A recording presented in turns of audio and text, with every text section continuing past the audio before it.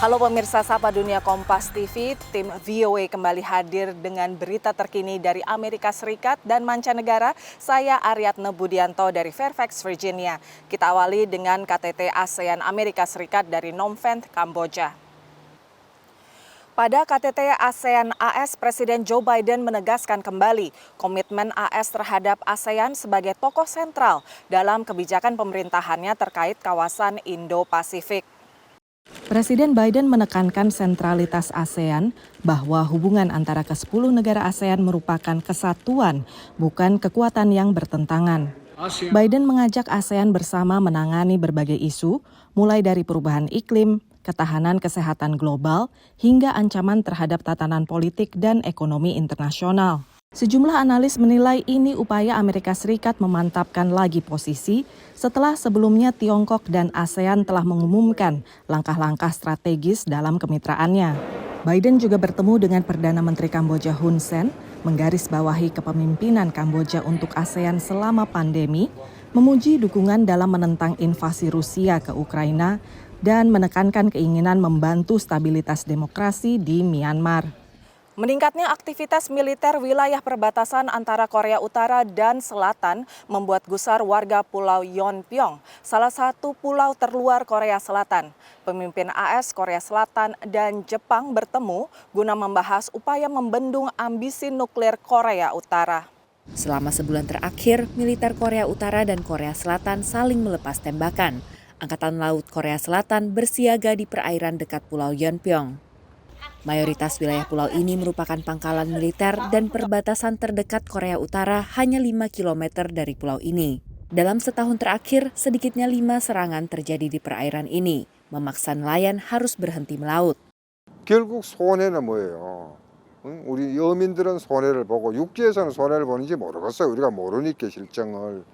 그런데 이제 어민으로서는 봤을 때 군사 지역에서는 봤을 때 우리는 피해가 상당하죠.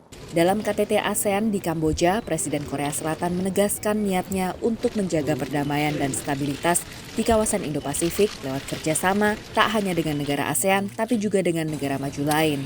힘에 의한 일방적인 현상 변경은 결코 용인되어서는 안 될 것입니다. 규칙에 기반해서 분쟁과 무력 충돌을 방지하고 대화를 통한 평화적 해결 원칙이 지켜지도록 적극 노력해 나갈 것입니다.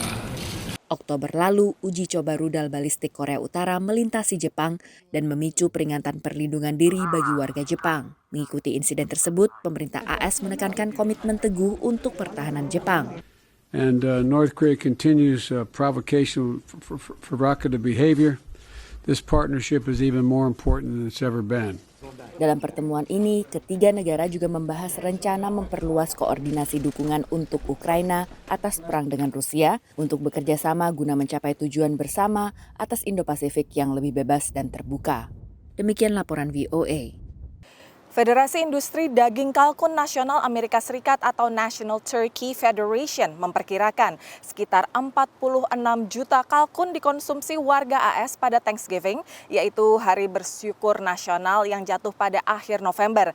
Dan kali ini seperti produk makanan lainnya, harga kalkun juga mengalami peningkatan dan bukan hanya karena gangguan rantai pasok saja.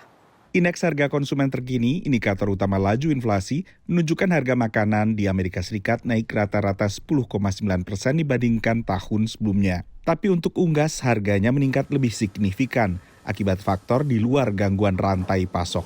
Turkeys in particular are going to be especially expensive this year, looking into the holiday season. That's primarily because of a large avian flu outbreak earlier in 2022 that has led to about 6% fewer turkeys out in production compared to last year.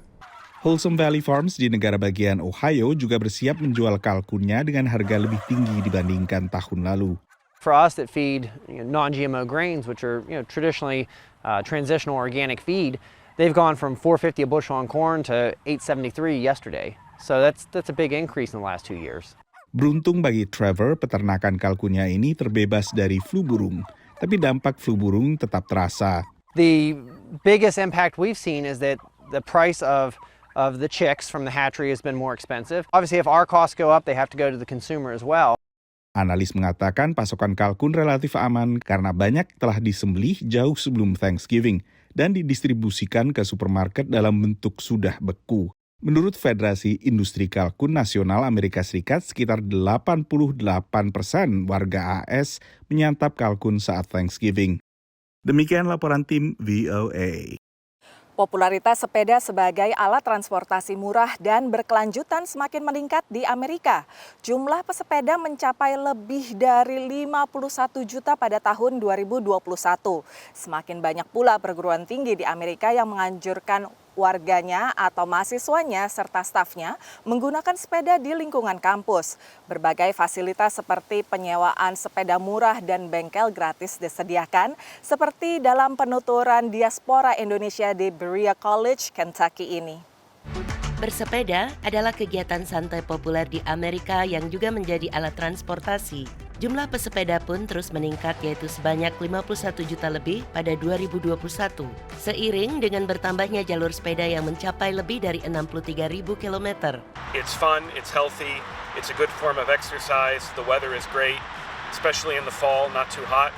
And it's a great way to get out of the house and explore the region. Sepeda juga menjadi alat transportasi pilihan bagi mahasiswa di Amerika. Pada tahun 2015, lebih dari 50% mahasiswa mengendarai sepeda.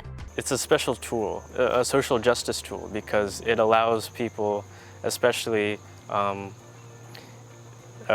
mode of cheap transportation, which they can maintain themselves, but it can also connect them to opportunities, and it's just a sustainable mode of transportation. Untuk mendorong para mahasiswa terus bersepeda secara berkesinambungan, kampus seperti Berea College di Berea, Kentucky menawarkan program penyewaan sepeda murah $10 atau sekitar Rp150.000 per semester.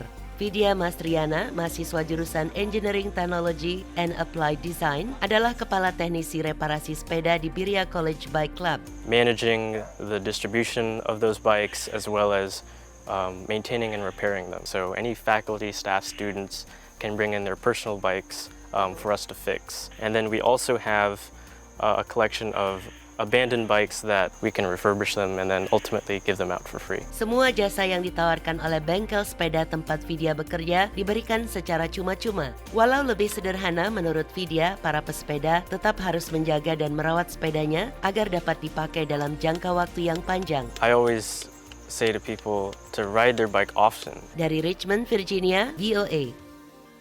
Pemirsa, liputan budaya sepeda kampus tadi mengakhiri perjumpaan kita minggu ini. Sampai ketemu lagi minggu depan dengan update terkini dari Amerika Serikat.